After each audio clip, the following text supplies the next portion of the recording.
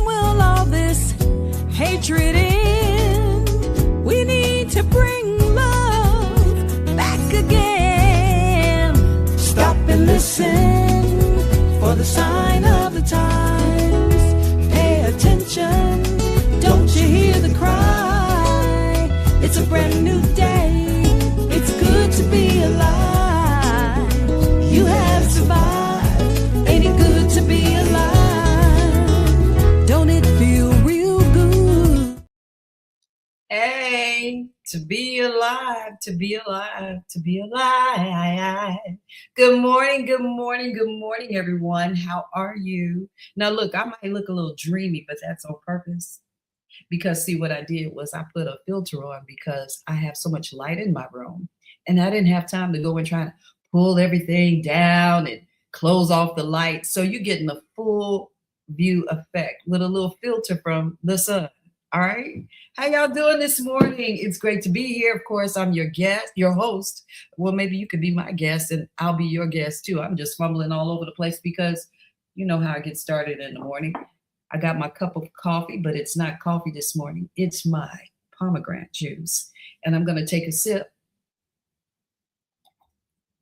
and say, welcome, welcome, welcome, and welcome, and welcome. Welcome to Coffee Break Live with Senabella today. I'm excited to be here as always. I'm looking forward to today's podcast because I have a wonderful, wonderful person in the room who I have a very close attachment to. But more important than my attachment is that individually, she's just a really, really, really outstanding sister. And she's done some dynamic things. So if you're here in the room with me, you know what to do. Get ready to comment. Have a good time. Let's talk about the things that we're going to talk about. And we're going to find out, what is this connection of communication as human beings that we need to have in order to advance our lives so we can go forward? We're trying to go forward, folks. We're not just trying to talk. We want to have communication. And Kai is an expert in communication in many ways. She's just a dynamic sister. She's done some marvelous things. I'm going to pull up my notes real quick so I can talk about her, like not just as someone that I know, but someone that you should know as well if you don't. And she's seen as a visionary, and she's held position as editor and CEO of arts organizations.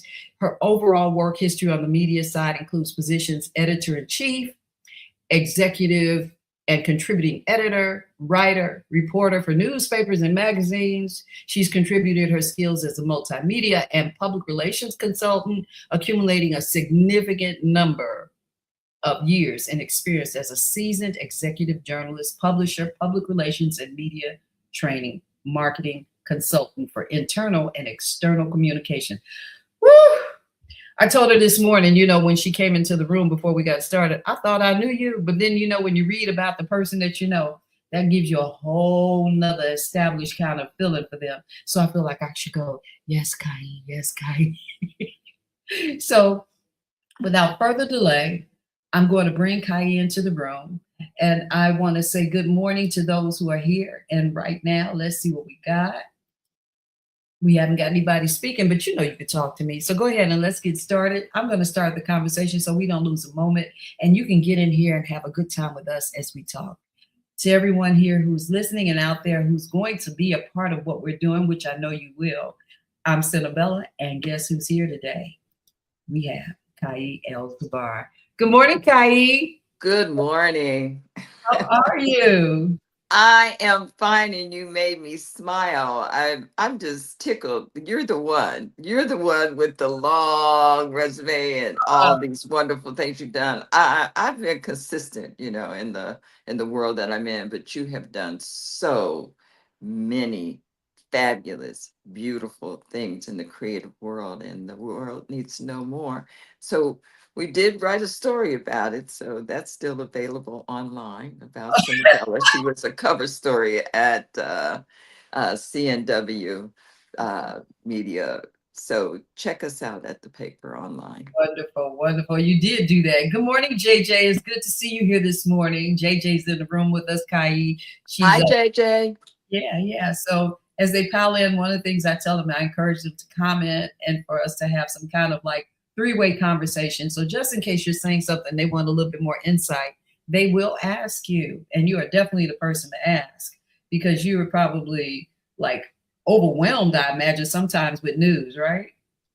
Absolutely. And, part of being in the leadership position, you have to determine what is worthy of your time, to share with the public because everybody's sharing the news. So you want to make sure whatever it is that you choose to share and report, you have some sort of insight and expertise to it. I'm talking about on the spur of the moment. So that you get it right, because it's important that we make sure that we provide you with factual information. Well, media has changed so much in a short span of, say, let's just say the last 3 years. We Yes. can go back to the last time we sat at Urban Broadcast Media in my office together. That's what, 2017, 18. And we were Mm. talking about News In. And at that time, I think you had just completed your tenure working at the Chicago. Chicago Defender. Right. And news Yeah, was changing then. So absolutely. what has that climate been like for you from then to now? Well, it places the media as we know it on the brinks of destruction. We have gone from being very, very uh,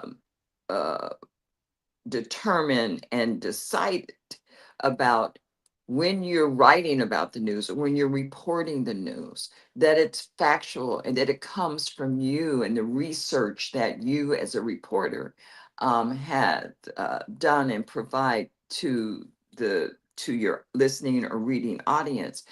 Today, there's AI.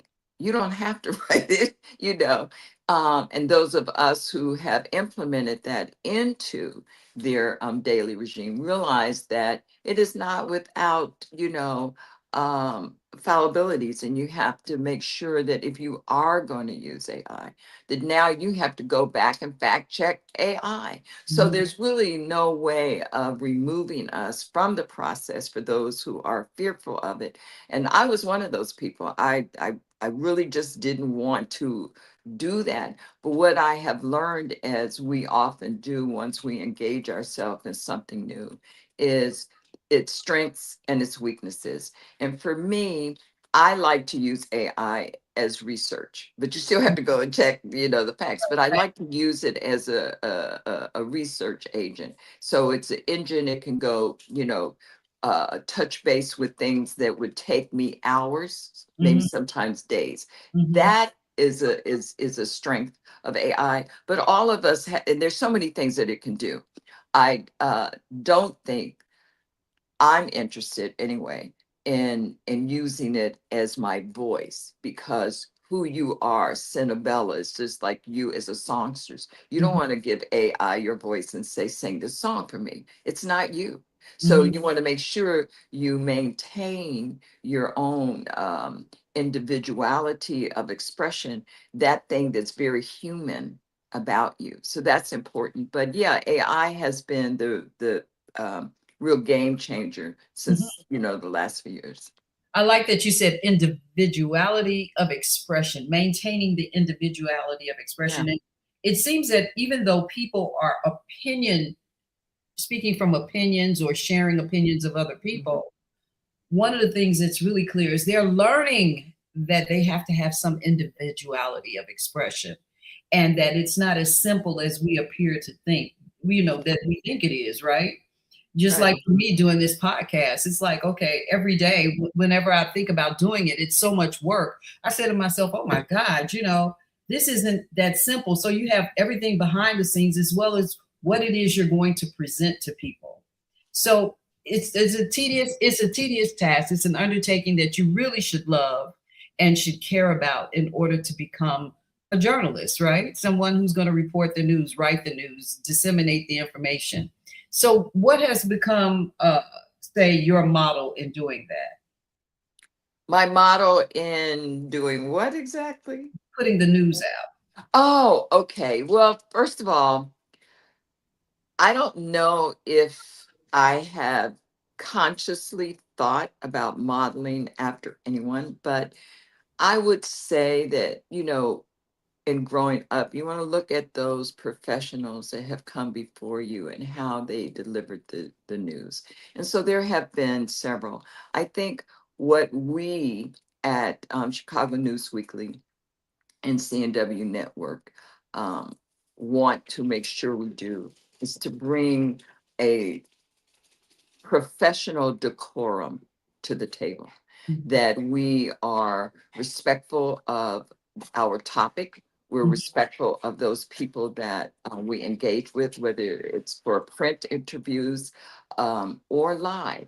And that means that you've done the research, not only on the topic, but of those individuals so that you know what they know and what they don't know and where they're going and what they meant to do, that kind of thing. And you have that discussion. You treat people um, with respect and you give them the opportunity to tell their truth. That's pretty much what we do, and make sure that you come prepared to the table with the facts out there.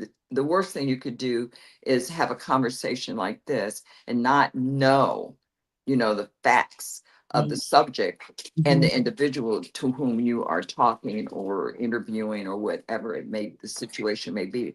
And that could be disastrous. So we always want to come to the table prepared. I would say that's the motto. Come prepared. Yeah, I agree with that. It's not like you're talking to your family, you're talking to the world, right? You're speaking to the world. Right. So speaking to the world, one of the things that what we're discussing today is the communication between ourselves, right? What is the Yes. communication? How do we predict the forecast of good communication and how it has helped to aid us in, say, how we're moving things forward in the world? And that starts with the communication that you always speak of. You say, we've got to talk to our kids, we've got to share this information. So, why don't we get into that a little bit? And start to try to bridge that conversation so that we can be on task.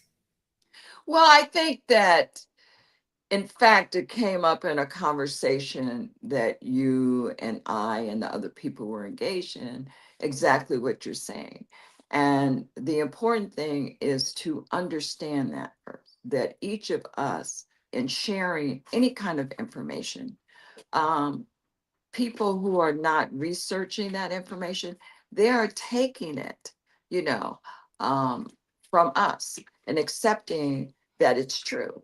Whereas those of us who are presenting it, we do the research because it's our responsibility. So when we are talking to others, we want to make sure that we're providing them with the information and providing them with where they can go and check it out for themselves so that they don't sound like they just took some information and it's okay. It's very important for all of us right now to make sure that the information that we receive and we choose to share, that we check it out and make sure that, it's information that's factual.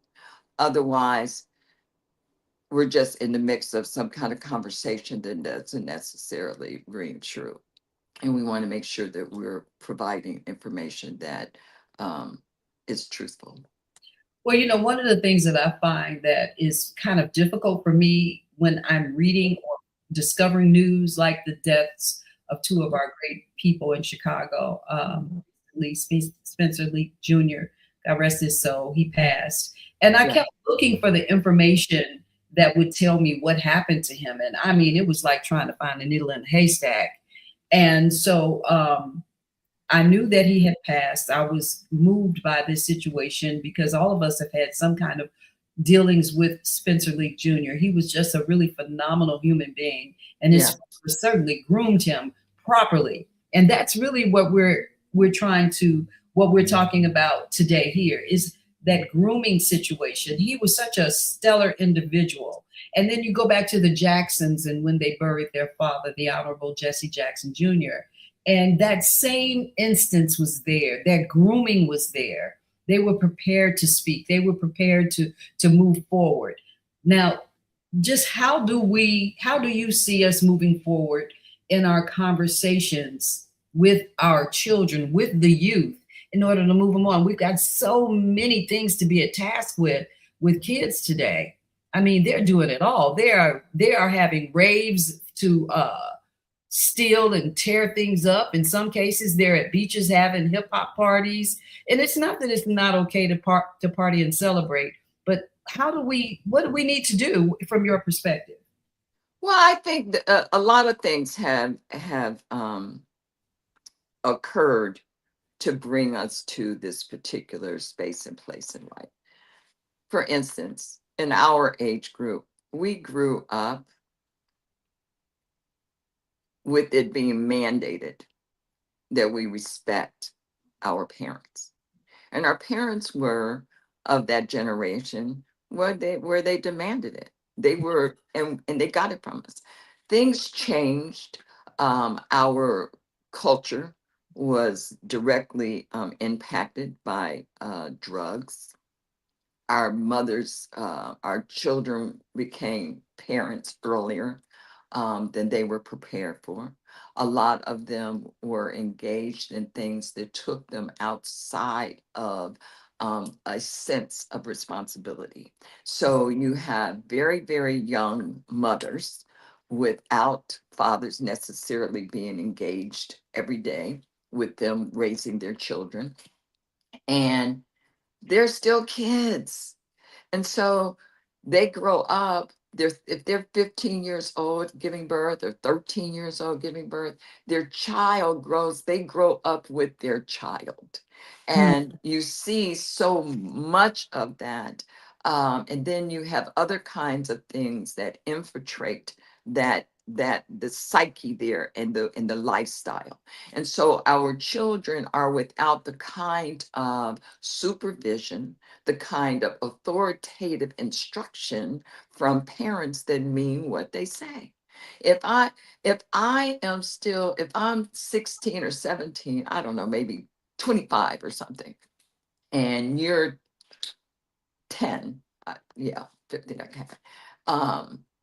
We're on the same wavelength. We become more friends than we are parents to our kids. And they are going the same places, doing the same things. The ability to really distinguish the roles become blurred. And so we have a mess. We have a lot of this. And it's scary because we haven't really taken time. When I say we, I'm talking about as a people, to say, this is happening. And what can we do to change it? And not depend on those governmental agencies, welfare, whatever it is, that's going to take the problem. Where are we as an extended community, as extended family? That's what has to happen. Our children are besides themselves because they have been raised by children who have not been taught to be responsible. Well, that's the point I was about to interject. While you're speaking, I apologize. But yeah, my mother was a young mother and she had 16 children. She eventually raised 14 that lived, right? Mother and father. Right. I think the difference is that not so much that they're young when they're having the children, is what were their instructions as they were coming up. Our parents were young. Oh, my grandmother was 15 when she got married, That's what so I understand that. But yes, in the they context that you're speaking of, that's what we're talking about. they had instructions. They had a community that had a standard. And Right. our community is so divided, whatever the standards are, they're just wherever they are. And so we encounter all these different types of youth and adults who have not Yeah. been necessarily fully raised and say prepared to come out. Even if I have to say honestly, I even encounter young girls and guys who are gone to college and just as wild as they could be. So it isn't about the education always, but it helps. Education does give them the advancement to at least hope and to provide a better future for themselves. But when you start thinking community, that's where the instruction becomes important. Because when we step out the door, like my mother used to say, don't you go empty that garbage looking like that. Go put a scarf on your head or something. You're not going to leave the house like that. Girl, please. Now, buckets are norm. Yes. So what we're talking about when we talk about education, because generations before the current generations of our parents, they were not necessarily college educated. Some of them had not even completed high school. But one thing we know to be true, Isabel, is that they were intelligent and that they utilized that intelligence out of respect for what their responsibilities were and what they had to do. They had not been totally influenced by outside forces like our children fight and face today. They don't even, or parents fight that. You have no idea what information your child is, victim of, or, a recipient of in terms of it being good. But the point is that there's just information coming from everywhere. The information highways are make our children so susceptible and vulnerable to things. If we have not sat down with them, like our parents really did, we had rules that we had to deal with, um, whatever time it was, I'm just going to throw this out, but 8:30, you had to turn the TV on. You had to go to bed at a certain time. Did you finish your homework? We were engaged. We sat down at dinner tables, most of us, and had dinner, and you talked about what happened. This was strengthening not only the family, but also the respect for your parents. Our parents demanded respect of us and let us know ahead of time, you will be respectful in this house or you will not be here. Well, let me just say this, because we have two big situations happening in the media right now about the young man who was killed as he left the store. Yeah. He tried to escape becoming a victim and ended up being victimized by death. And then we have the young man who is being victimized by protecting himself through a death. And I don't see an absence of parenting there, but I see and I understand better the absence of society. The societal role to, one, be the honorable stature of what it is we're talking about, and having that become what our children and who are out in society, depending on governmental or say community forecasts, to protect us, to stop and say, hey, slap on the wrist or the hand, you know what I'm saying? You didn't do this right, and we're concerned about you. And so we need to make sure that you're not here to steal. Did you steal the water? Ask the question, right? What happened? How did you end up? Right. I just shared with you before I came on that I had two policemen help me downtown when I came out of the Aon Center after receiving an award, and my car was towed, and they treated me with such regard. Yeah. Right? But yes. It wouldn't have been, I'm not going to say they wouldn't have done it, but they did it. And it made me really think, wow, I didn't anticipate them being so kind and respectful and honorable in their roles as policemen, given the forecast of what we see and think about. But with our children out here being killed, sent to prison, and it's just such a rash amount of it. Can you speak to that? What exactly? The police reaction or the behavior of our youth? No, not the behavior of our youth, but what it is we're responsible for. Okay. Yeah. How do we responsibly enter or change the forecast? It's more than protesting. It's more than saying they're wrong. It's more than saying, I'm going to stop shopping. What are we going to do to make sure our kids our families, our communities are safe? What communication needs to be on the ground from I us? think, yeah, I'm sorry. I think that you've hit on a very important question that we as adults, leaders, etc., have to really ponder going forward. And I say that because we grew up in an era or time where our direct education of leadership and human respect and regard came directly from our parents, was supported by our community, um, our teachers, our ministers, imams, what have you.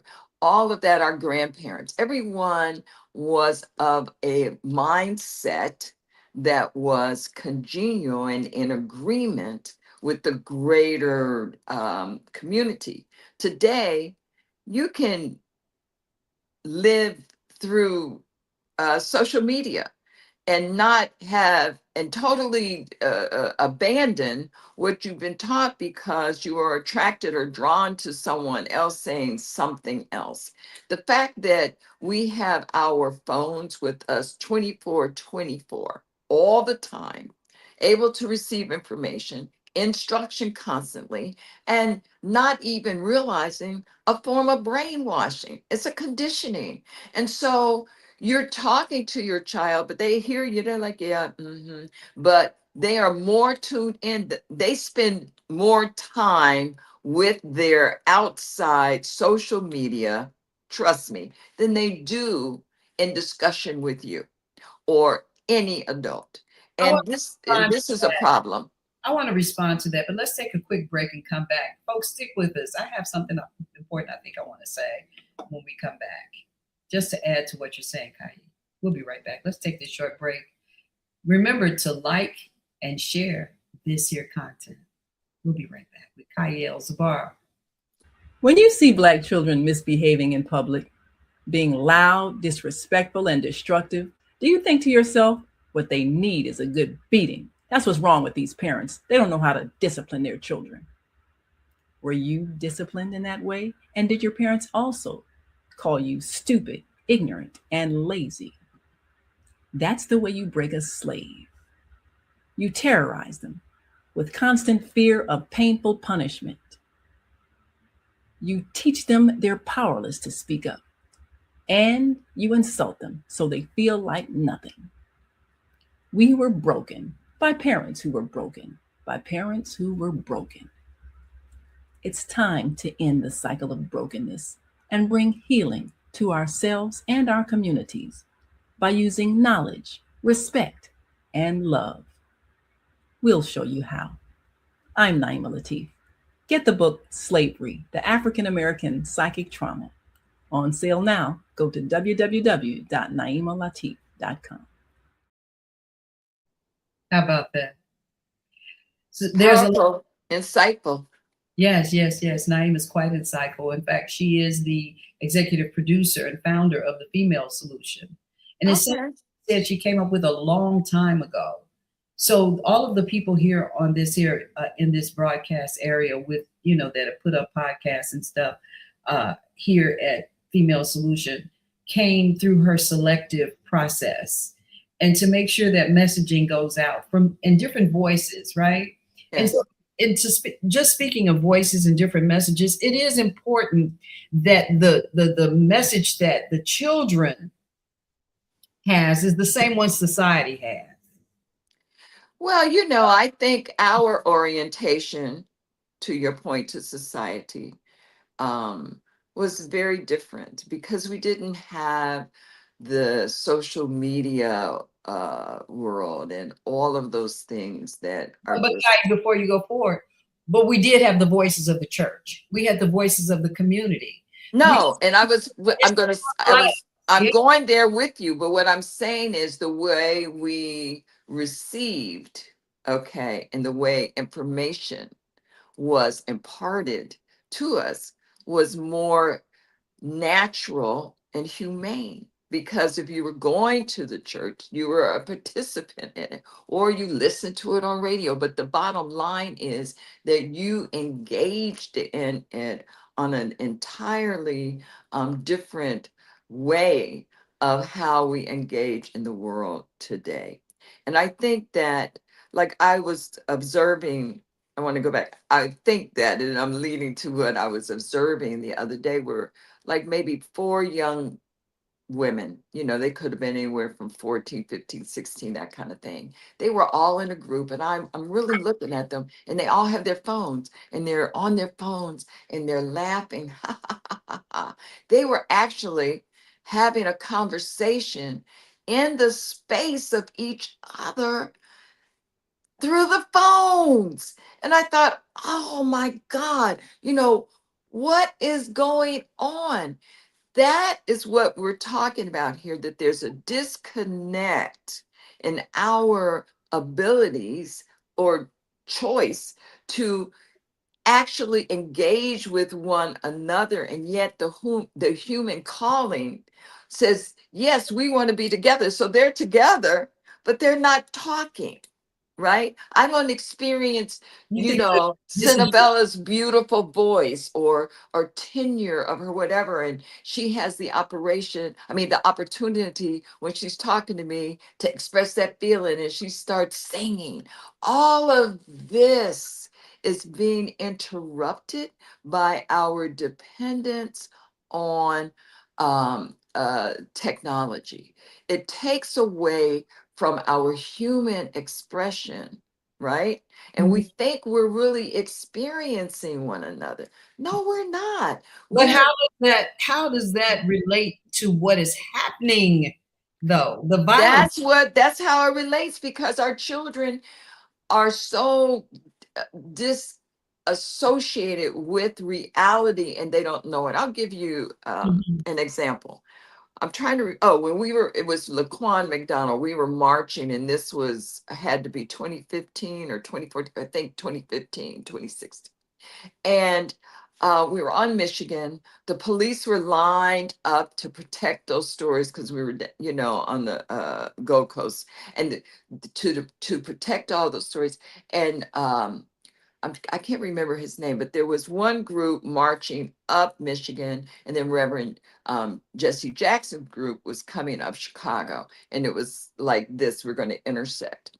And I watched the young people with, I can't think of the young man's name, the group that was leading the young people, going up, approaching policemen, standing in what do they call it, riot gear, doing stuff in their faces like this, just aggravate. I was like, what is wrong with these kids, right?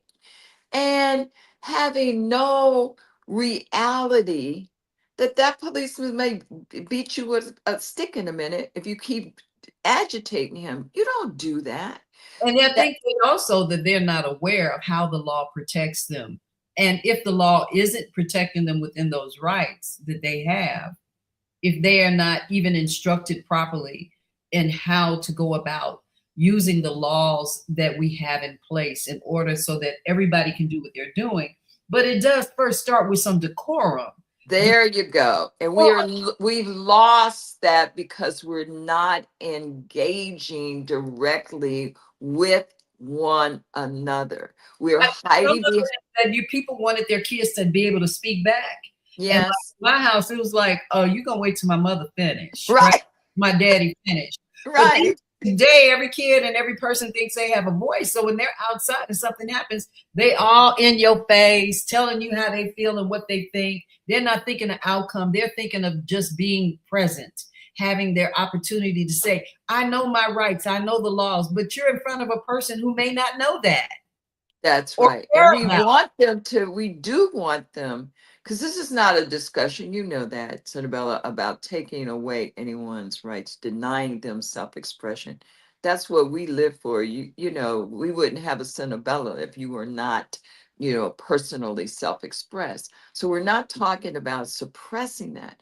We're talking about the word that you just mentioned, decorum. We're talking about protocols. We're talking about, rules of engagement. These things are important. And somehow we have failed our younger generations and not conveying or really teaching how important that is in terms of us communicating with one another. Like, I have to listen as you are speaking in order to respond, right, to what you are sharing. There's information that you impart that can be of big service and contribution to me and may even extend my life. But if you're so busy, just ready to say something without acknowledging that there's some information over here that can be helpful, that's a loss. And so we have a lot of that going on. I may have shared with you one day I was in the South Loop crossing the street, and there was a group of children on the other side of the street coming towards me because we were crossing together. And one of the little girls was walking backwards because she was talking to her people. So she doesn't even see me, and her friends don't say, watch out, whatever. So I put my hand up, like this to stop her from running into me. This was her back. I didn't do anything like that. I just put it there to stop her. She turns around and starts cursing me out and saying, don't touch me, don't touch me. I was like, what? Wait a minute, little girl. And I did that. I just went into that one. I said, you ran into me because you were not watching where you were going. You were walking backwards. And why would you do that crossing the street? There's traffic that still could come that way, regardless if we have the walk light. You don't know what these people are going to do. So you just gave that up, your responsibility. And that was also your responsibility to pay attention to who's walking in front of you. So all the other kids, "Ooh," and I said to stop that. This is not what that's about. Now, I'm only sharing that with you not to get into the whole thing, but to say because the way we grew up, the way we were groomed, we're the adults in the room, and we are going to teach in that moment. All right. That is not what's happening on a huge level at this time. And a lot of people in our generation have just given up because they scared the person gonna shoot them or something, which is legitimate. I mean, what do we do, Senabella? We have got to corral our children, our youth back into the room and earn their respect because apparently right now they do not respect us, right? So we have to earn that. But we have to also communicate to them that we have so much information and knowledge that can be helpful to them to be themselves. We're not trying to tell you how to be, but we are talking about the tools you need to navigate going forward in life. Right. And I think that some of the responsibility that we've had, which I have undertaken with my adult children, Mm-hmm. my offspring, I undertake communication with them today that's sensitive to today because Yes. they are my grandchildren, right? And so Mhm. I want to make sure that this communication is filtered down properly. And in order to do that, we have to be sensitive to what's happening. But more Yes. importantly, it's not so much that you have a voice, it's what are you doing with your voice? So when you choose to say something or do something, even if it's in a moment of quick reaction, thinking that something you did was not wrong, like the young lady with her walking and you having your hand up to protect yourself, because you realize she's not paying attention, but Right. she doesn't have the social, we call them social graces and all kinds of things, but at the end of the day, our society lacks any social discipline. Every It's true. ethnic group of people, I'm just going to say human beings as a whole, they're getting on and saying any kind of things, doing all kind of things, and it's inciting all kind of violent reactions. Yes. And people Yes. who are already thinking violently now feel like, hey, it's a good time for me to go shoot up, bang up. It's a good time for me. This young man who died, who was the co-owner of chemistry, Yeah. for him to have died the way he did, right in this right part of his life. And let me tell you, the food and his work and stuff was phenomenal. And many of ours are being lost, ours being the human race. I just want Yes. to be really clear about that. Yes. I'm just I'm tired of hearing about people dying, being killed. I'm tired of people feeling like it. I love that people want to apologize and now talk about, well, we didn't do this and we were racially profiling you and all of that. I get it. That conversation is important. But what is the fallback, right? Now that you express that you realize that these things are wrong, our children, ourselves, we still need to learn how to accept apology.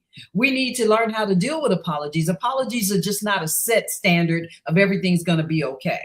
Right. And that's another big part of the communication. It's not okay. Now, if those policemen who were kind to me that day, they took me down to go get my car, right? The way that they instructed themselves with me, I walked away feeling like the queen of everything because they cared enough for me and respect to get me to my car and make sure I was inside properly and taken care of. And I'm just a somebody out here trying to figure out what happened to my car that I paid for to be parked here, right? But if we all took that moment and we stop and think about how we're interacting with someone, even in a crisis, even when my car was missing, I didn't go, oh, they took my car and go find the police. You know what? They took my car. Had I approached them that way, it probably would have a different outcome. Yeah. But because I chose to say, excuse me, sir, I'm sorry, but I think my car is towed. Can you help me? And then he looks me up and down and he begins his dialogue with me, which ends up being a 20, 30-minute piece that could have been completely different right at the Blues Fest at the Aeon Center downtown on Randolph. So we need real coping mechanisms right now to get to communication that is not just about how I feel. Well, I think that you hit on a most important, uh, point. You approach them from a space of mutual respect. And basically, most policemen, they don't want to be in the shoot ups and the bang bangs and the horrific things that result in someone's death. They really just want to be appreciated and valued. Most of them, not all of them. There are some who have malice intentions, but you understand what I'm saying. And you acknowledge them from a space of respect, and all they could do is respond like, yes, we want to help you, how can we help you? And I think that um, all of that, the engaging and how we engage, has been in many ways misinterpreted, by our youth. They might think you're sucking up, whatever they want to, however they want to call it, but the bottom line is that you are seeking to communicate in order to accomplish what you want to accomplish. And that was, where's my car? Are y'all gonna help me? And I need some help, I right? need some help. I'm dressed up And in and heels and there's not not ready to walk down the pavement to go right, look. and there's nothing wrong with that. And they ended up assisting you. I just feel, Senabella, that I don't even know where to begin, but I know we just begin where we start, if that makes sense. Uh, because there's so much needed in terms of our voices right now. Otherwise, we can leave this planet and not have contributed to the growth and evolution of our youth right now. If Or we're not talking to our lives, or our lives right, will be the contribution. right, And right, and instead so of that's important. being a part of an example and succeeding in life to see what Right, our actions and words were, we now are death memorials to whatever the new right, structure of the planet right. is going to be made into. And I just want to say one last thing. We're of that generation, because I'm older than you, but we're of that generation where we were taught to be of service, not just to ourselves, but to our communities. We wanted to make a difference, in the growth of our communities. This is just something innate in us. I don't do it for the glory or for that. And when people recognize what you're doing, that's all the better. But you do it because it's something natural for you to contribute and making a difference in where we're going. And it's wonderful when other people see you, but that's not your motivation. The motivation is the difference that you make, you know, in the lives of others, which can mean the longevity of their life, even, you Yeah. know, or them going someplace else. I mean, we have to really What you understand just that. said is so important though, Kai. It's like if we leave the door Yeah. knowing that happenstance is there, that Yeah. there, you know, a mouse could run over your foot and all of a sudden you're startled. It doesn't have to be human beings. You know how you That's right. you know, you walk down the street and you skip and you hit the pavement that's higher than the other one. You know, Right. used to be, I don't know, I haven't done it in a long time, but I've done it. You know, but things happen when you're out and you want to count on your social experience to be one of kindness. Yes. And so I make it in fact, you know what, this weekend I'm going to take my phone out with me and I'm going to say hello to people and speak to them and see who talks back to me. Okay. I can't wait to see that. I'm gonna do a social experience because when I go out, I talk to everybody. Everybody, Um, hey, how you doing? I'm either Miss Bella, Miss Gill, Senabella, or hey, how you doing? Oh, I see you. Because I want to make it a point for them to know I'm here. Why? yeah. It's a security measure for me in most cases. Yeah. I'm walking and I'm by myself and people are not paying attention to each other, something can happen to me and somebody might say, oh, you know, but if they see Mhm. that I'm normally out, I'm Mhm. normally in good shape, and then all of a sudden I'm visibly shaken, that may change how they deal with whatever they see me going through. Whether I slip Absolutely. and fall, whether there's someone who hits me with a car, whether or not I just, you know, stop and stand there too long. You know, we need to understand that we have to have communication in ways that helps to master the depth and internal spiritual vibe of society.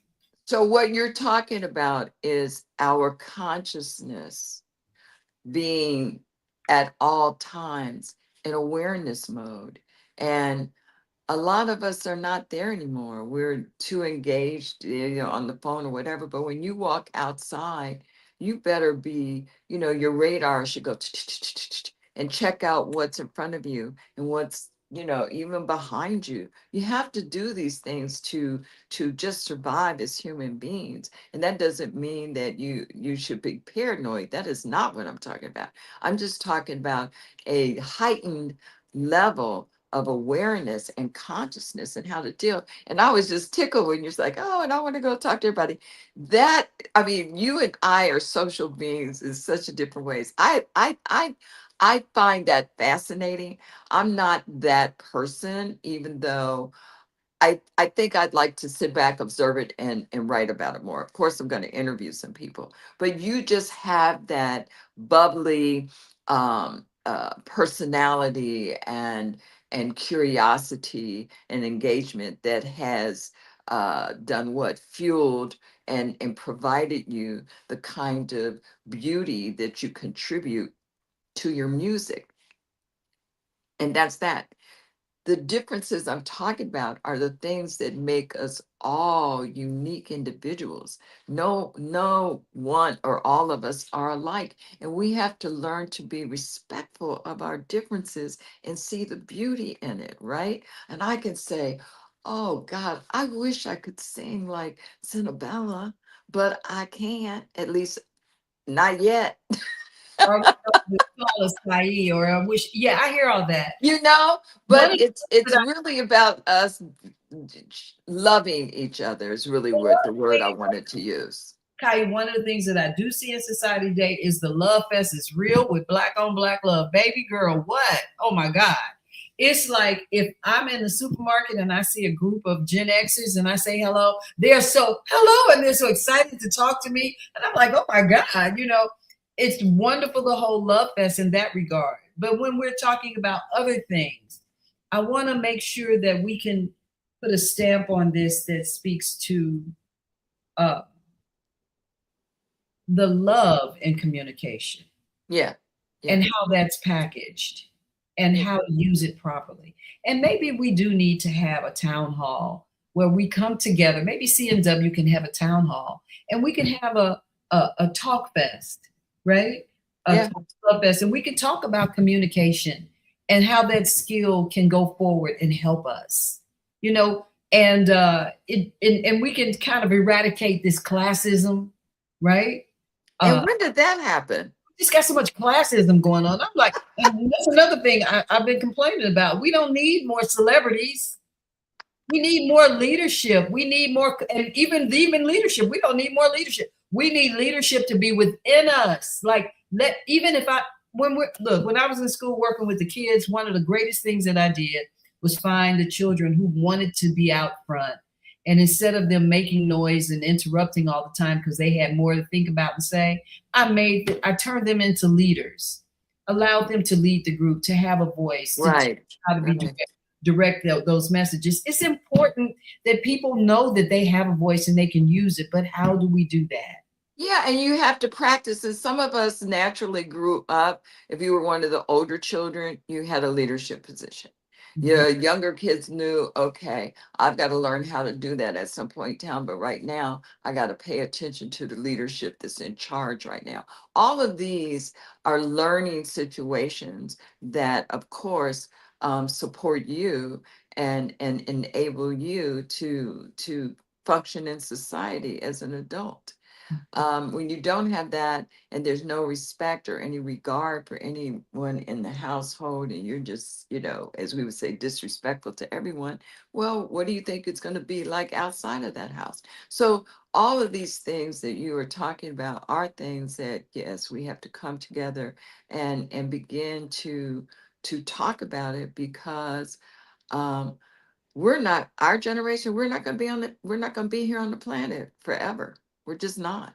Well, I just want to make sure that we highlight a couple of responses that we've had, because it is important to show that.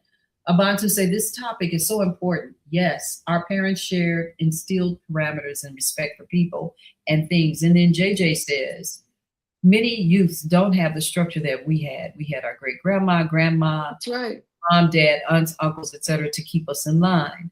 But more importantly, outside of what they said, what we're saying here, I think, really is going to hit the mark if we take advantage of the opportunity we have in front of us. Mm-hmm. It isn't social media's part. It isn't social media's fault that we don't know how to act. No. It isn't, right? It No. is. It isn't just about a man killing a child or a child tearing up stores in response to how things have been in their lives. These are their outbursts. This is what they're doing, but it's not okay. It's not acceptable. And I want to say, I don't want to turn my car and go 6 blocks to get away from the children. I want to get out my car and walk into the children, and I want them to understand my presence means that I see you and I want your safety, but I want mine as well. Yeah. And I used to do it, but I can't anymore because they're so raucous. They're like, and so you have to step back and you're concerned.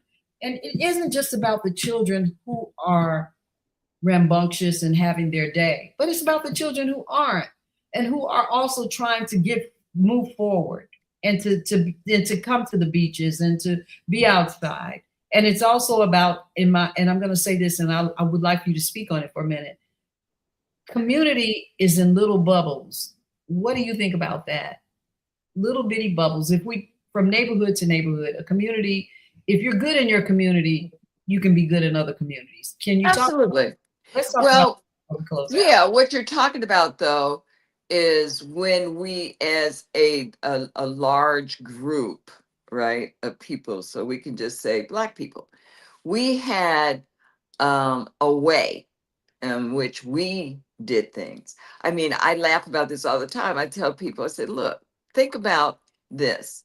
What was the one thing your mother would always say to you, and every Black person in the world knew it? What was it? It would say, they would always tell us to make sure we had on clean underwear. Tell me why, Senabella. Wait a minute. Ask me. I You said said, our mothers, every Black person in our from our generation down would tell their kids, make sure you have on clean underwear. Why? I'm gonna tell you, I can't. Okay. So the Just thing hearing, that I've never heard that in the my answer house. was, in case you're in an accident and you have to go to the Oh, hospital, you have on clean underwear. You know that. That's what they used to tell us. This was just something across wow. the board. Look, you got me on that one. Did you forget? Totally. But you know. So all I'm simply saying You is would see that. we have got to find ways to impart helpful information to our children again that is across the board. There's just certain things. Fathers talk to their sons about, the police and how to handle these things, what to do and what not to do.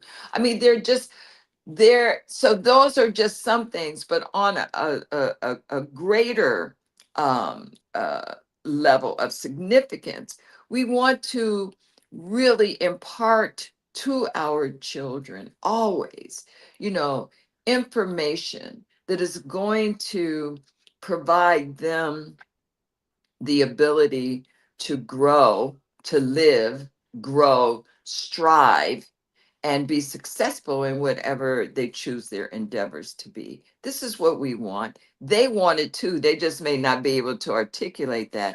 They want Absolutely. to, right? They Because want to have fun. They they're want to parents. enjoy life. But there's a way to do that. And that goes back to what we were talking about earlier, Senabella. It goes back to all those things we're talking about. We're talking about decorum. We're talking about protocols. We're talking about, how to be polite in certain situations and just being respectful. These are all the things and more that we're talking about. And it's not that hard.